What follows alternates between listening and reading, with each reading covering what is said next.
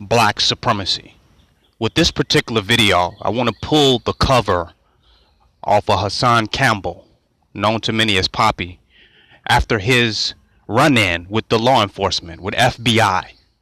Supposedly, they came by his house based on some statements that he made about Kevin Gills. He says that Kevin Gills called the police on him, called the FBI on him, and that they pulled up on him at his home while his 5-year-old was sleeping and he was picking his other children up from the bus stop around the corner from his home, that the FBI just pulled up on him.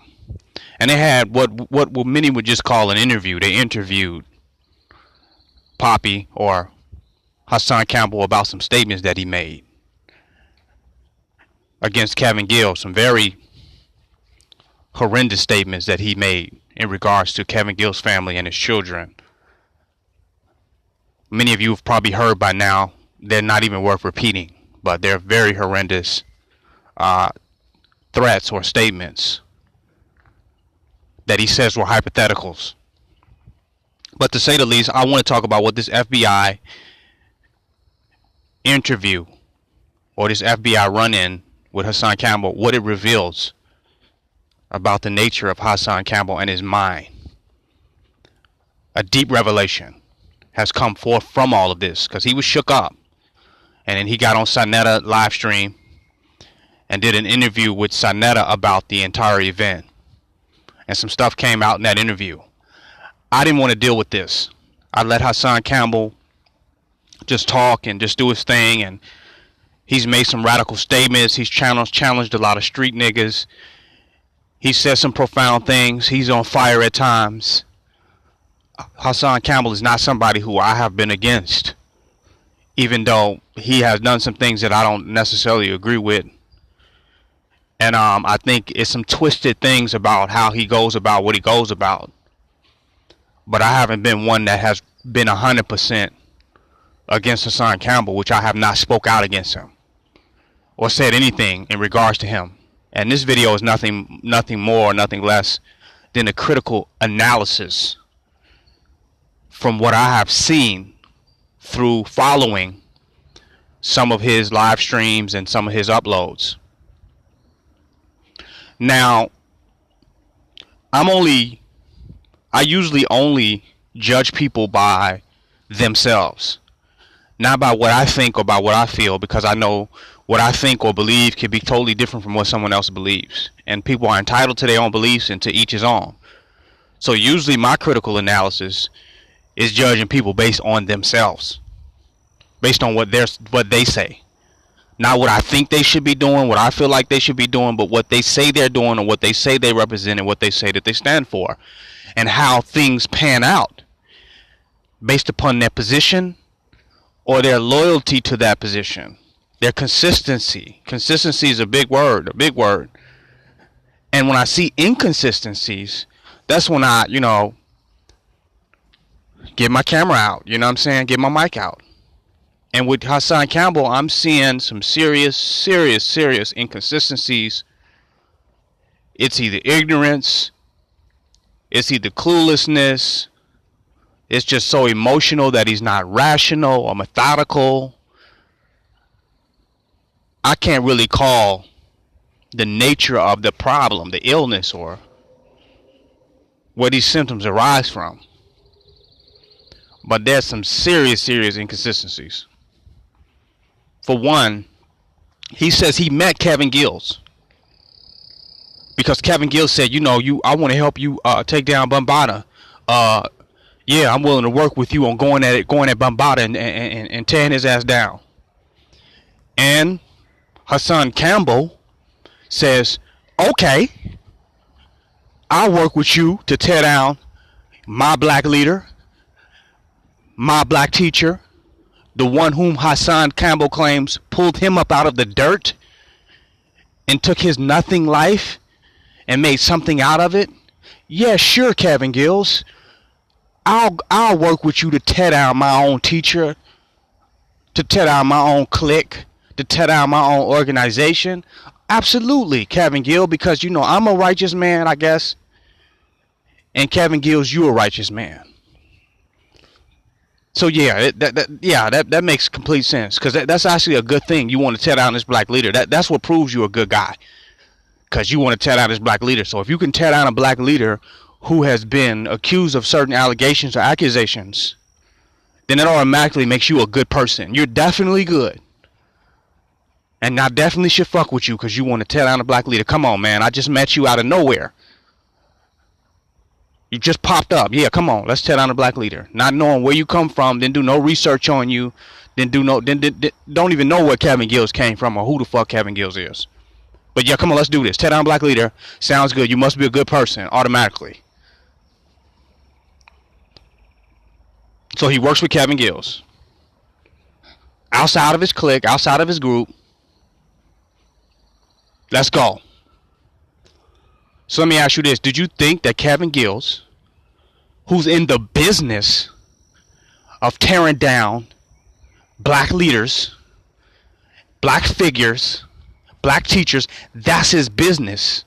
That's what he do. You think when you become a black leader and a black teacher and you rise up, that person ain't gonna tear your ass down? Oh, but you thought he was just tearing down African Bambaataa for what you consider a good reason, and that makes him a good guy because you in your feelings about Bambaataa, and he's playing into your feelings about Bambaataa. He's playing up your feelings and validating them, so he must be a good guy. That's some emotional shit, man. That's some bitch nigga shit. That's real gay, man. You feel me, so I feel you. That ain't integrity. That ain't principle. So Kevin Gills comes in. He thinks, it's a good thing. So, but he forgets that, hey, why would he tear down that black leader, Bambaataa, off allegations without doing his complete homework or research? Why would he do that? And why would you think that he would not do that to you? You thought he just stopped at Bambaataa, not realizing that some of these Negroes got a vendetta against black leaderships and black figures in the black conscious community, in the black community, period. I don't know if it's jealousy. I don't know what the hell it is. If it's the hatred of their father. I don't know what the fuck it is. Is it male feminism? I've yet to figure this shit out. So you thought he was going to stop at Bambaataa? So now you considering yourself a good leader and a good guy who made some hypothetical statements out of your emotions that clearly you did not mean. Clearly you had no intention to carry these things out, but out of your emotions you slipped up and said some things that you didn't say, of which you apologized for and recanted the statements. But he still felt no mercy and felt that it was necessary to tear your ass down as someone who has become a black leader, who has become a black figure, who is a pretty good black teacher, who is somewhat of a reformed street nigga. He felt it was necessary to continue and go full throttle on trying to tear your ass by any means necessary, by calling the white man on you, by calling the FBI on you, to have your ass locked up on some type of federal charges if possible. He wants the ultimate negative outcome, which could have led to your death, which could have led from the separation between you and your children, which could have just threw your whole shit off. And let's be clear that, the investigation is still going on. Don't think that the FBI stopped by and they settled it. They're investigating. The investigation is continuing to go on. You're under investigation right now, for the record. So realize anything that you say at this point can and will be used against you. So you're still under investigation. And you don't know how big the investigation is. But I just have to inform you of that. So why did you think that he would stop at Bambaataa? Now you become a black leader. Now you understand. When you become a YouTube personality and someone a big figure, now you understand that it's just some niggas out there that just want to tear you down. They don't care what the allegations, accusations, they don't even care. They don't care about you as a person, as a family member. They don't give a fuck. They just gonna tear your ass down and use the white man because they don't care about black nationalism, black nation, black people, black loyalty, black integrity. They don't give a fuck about that. And that's a large percentage of your audience. That's a larger percentage of people who follow you.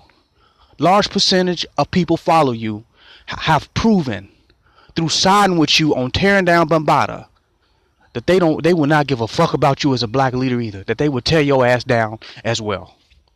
Half of your followers do not understand black loyalty and black nationhood and black integrity. And that's who the fuck you riding with. And that's who gonna have your back in the trenches. That makes me question for you to even fuck with niggas like that. How much of a street nigga are you really, man? To even ride with bitch made niggas like that. To even side with bitch made niggas like that for a second. And that's no disrespect on Kevin Gills. He's entitled to his own opinion and he's judged by his own beliefs and ideas. But I'm saying according to your beliefs, that's a bitch made nigga. According to some real street shit nigga, some real integrity shit, that's a bitch made ass nigga to do some bitch ass shit like that. And that's the type of niggas you fuck with because that's the type of nigga that you have become. You have become that type of nigga who has no integrity. But then you want to present it as though I have integrity. When they challenge you and say, well, if you got all this information on Bambaataa, you got all this information that could actually put Bambaataa under the jail, why you don't reveal all this information and come with all this information to have him taken down so that you protect and save all the lives of the children that you felt like is so harmed and so in danger because of people like Bambaataa, to protect and save the lives and futures of all the young boys that's been affected by what you have made out to be a predatory monster. Why wouldn't you reveal that information and have his ass put down? That's when you start talking some street shit, some integrity shit, some Bushido code shit. I never do that. I would never do that to him. I would never take him down. I have loyalty. I'm a warrior. That's not how warriors do shit. Warriors don't get down like that. That's not how I get down.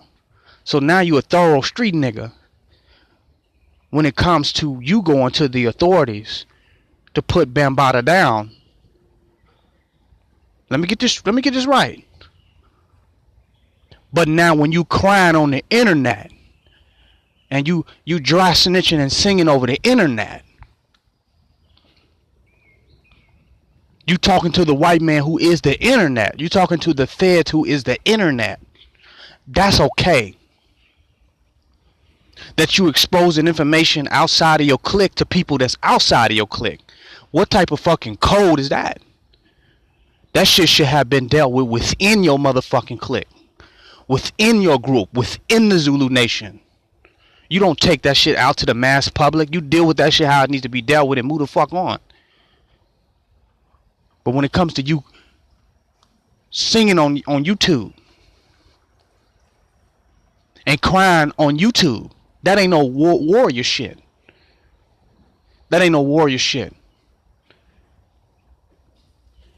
And you feeding bloodthirsty savages that want to destroy black leaders and black organizations who don't give a fuck about nothing that you stand for. Just want to see another nigga taken down for whatever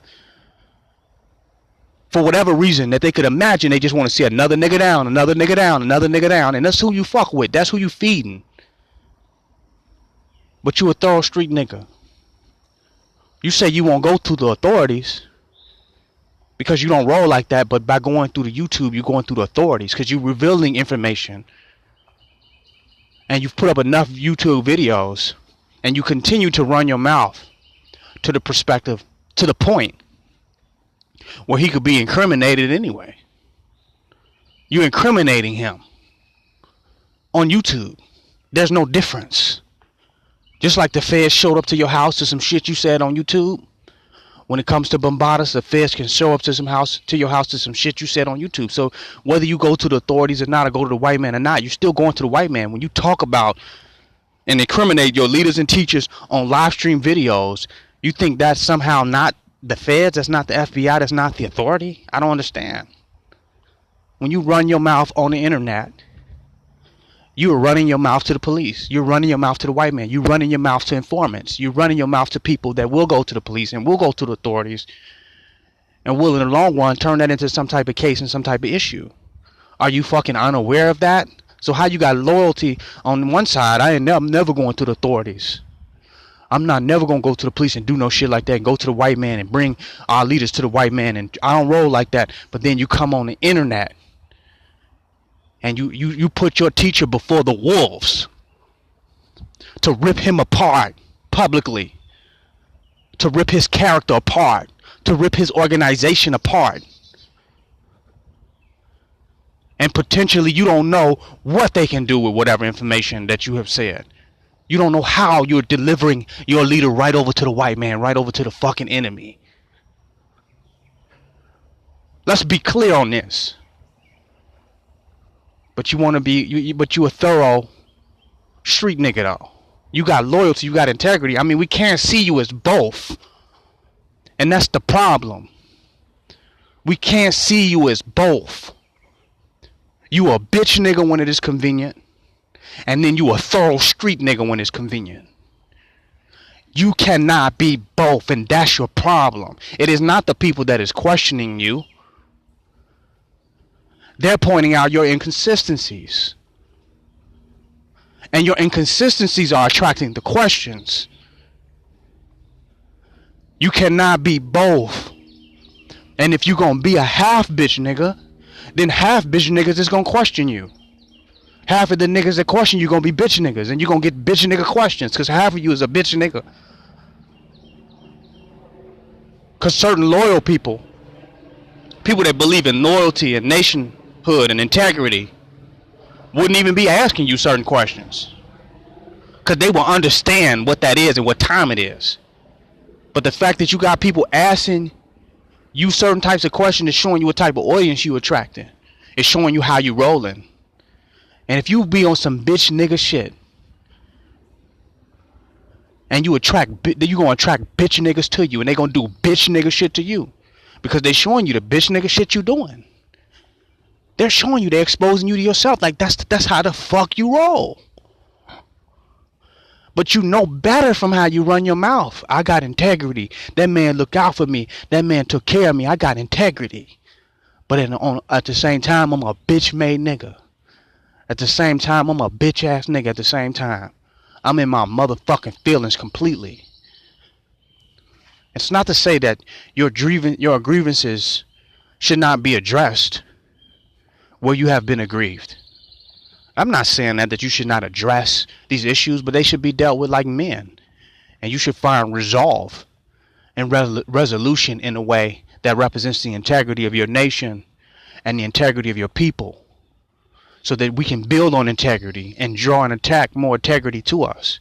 It shouldn't be done in this old bitch kind of emotional ass, effeminate ass way that you've been doing shit online. That shit is coming back to hunt you. The so-called chickens are coming home to roost.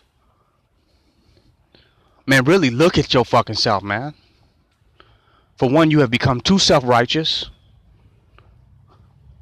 But you too volatile. Because when you are provoked, you go from self-righteous to the most evil nigga alive. So you are imbalanced. You are out of balance. You can't walk that straight line that's Sarata Mustaqim. You can't walk that. You can't walk that narrow path. You're too imbalanced. You are too tempered. And that's why you make emotional decisions that even make you inconsistent and even contradict the integrity of what you stand on.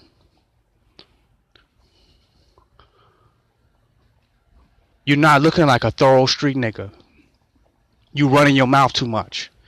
You're talking too much without thoroughly analyzing and thinking about the consequences of the words you speak, and how your words and the way you behave may misrepresent what you might truly stand for, and may attract those to you who don't stand for shit and don't stand for what you stand for, and they just riding the victim consciousness boat.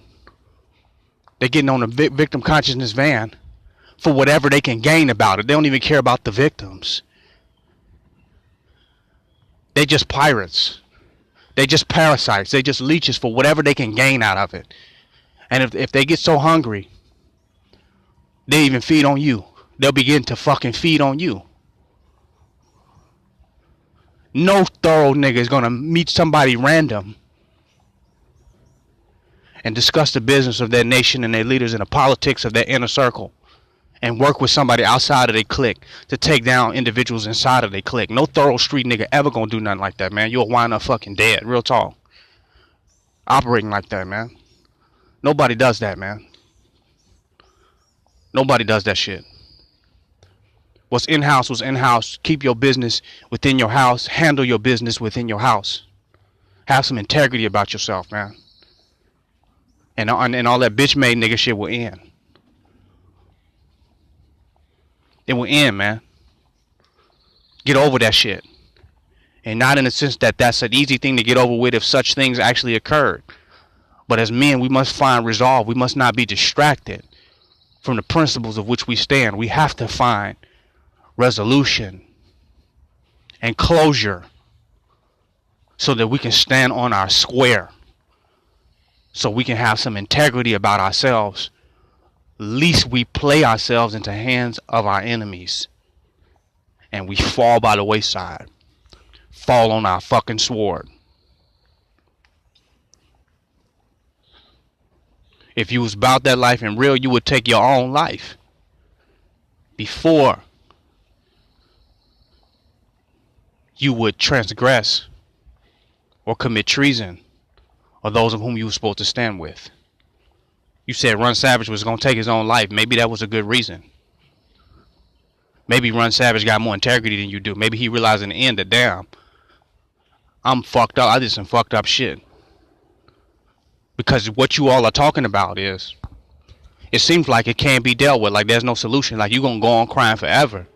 That there's no solution to this. And if the problem does not have no solution, then by default you make yourself an enemy of the people. Everything has solution. Everything has closure. There must be some redemption, or you become an eternal hater. And you're more about hatred than you're about nation building, because there's no resolution. And you saying, well, all these people need to get on, and they need to get on my bandwagon, and they need to follow me and help me. They not supporting me in this. The only person that can support you in healing, you in becoming whole within yourself, you becoming solid, the only person that can support you in that, support you on what you really stand for and what you really about, and make that shit line up for you, is you. That's you.